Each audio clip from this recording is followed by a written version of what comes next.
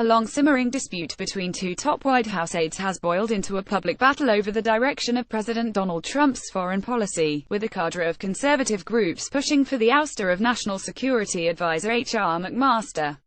In recent days, conservative groups and a website tied to Trump advisor Steve Bannon have targeted McMaster as insufficiently supportive of Israel and insufficiently tough toward Iran. They've expressed outrage about the firings of several aides regarded as sympathetic to their views. An online campaign, under the hashtag #FireMcMaster, prompted Trump to declare his support for his advisor. The dispute reflects the tensions at the heart of Mr. Trump's foreign policy coalition. McMaster is one of several powerful generals in Mr. Trump's orbit who hail from the Republican foreign policy establishment.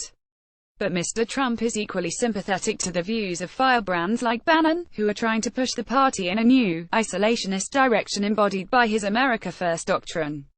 McMaster and Bannon have clashed loudly and repeatedly during recent White House discussions over Afghanistan war strategy, according to four administration officials and outside advisors. The officials spoke on the condition of anonymity because they weren't authorized to discuss private conversations.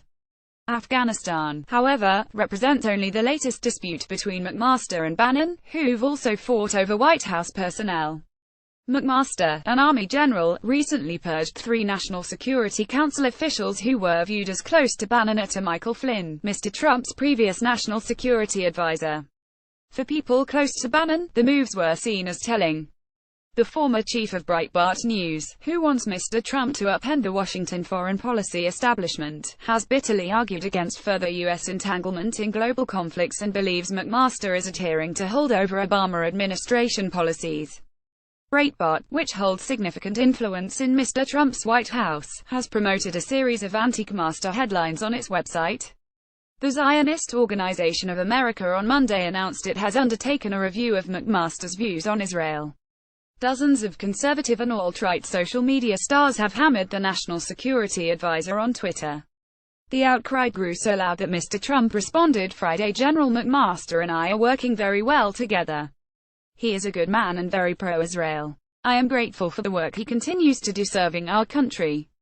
Months earlier, Mr. Trump also defended his advisor, taking a printout of a story suggesting he might fire McMaster and scrawling on it with a Sharpie pen, "This is bull. You're doing a great job," along with his signature. He had it delivered to McMaster, according to someone who speaks regularly with officials in the Trump administration.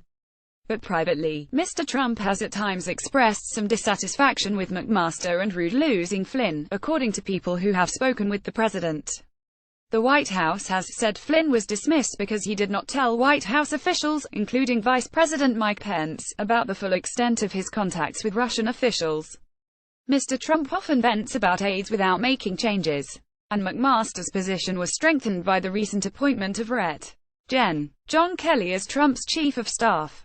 Bannon's allies say the recent dismissals are evidence that McMaster is ridding the National Security Council of Trump supporters while deferring to career officials left over from former President Barack Obama's tenure. They also chafe at McMaster's involvement in removing Bannon from a prominent role on the NSC earlier this year.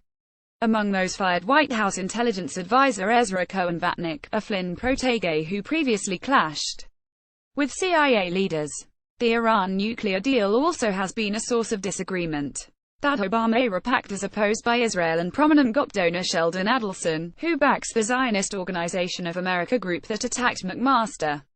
Mr. Trump has repeatedly denounced the accord, even as he has granted Iran continued relief from U.S. sanctions under the arrangement. McMaster was among the Trump aides advocating for that course.